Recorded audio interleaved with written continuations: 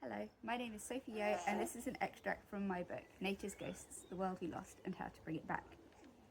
The vial clings onto the edge of the Gower Peninsula. The peculiar name derives from the Old English gefilde, meaning field or plain.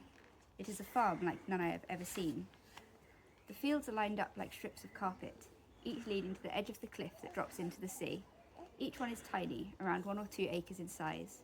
From the sky, they look like airport runways, although I recognise how strange this comparison would have seemed to those who tended them for much of their existence.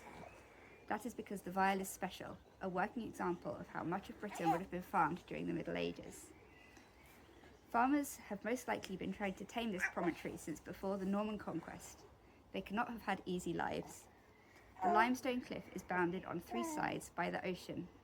Salty winds whip off the Bristol Channel, bowing the blackthorn hedges and thwarting any vegetables growing too close to the unsheltered edge. The fields have retained their old names, speaking to a long history of struggle against the soil. Stony land, sandy land, bramble bush.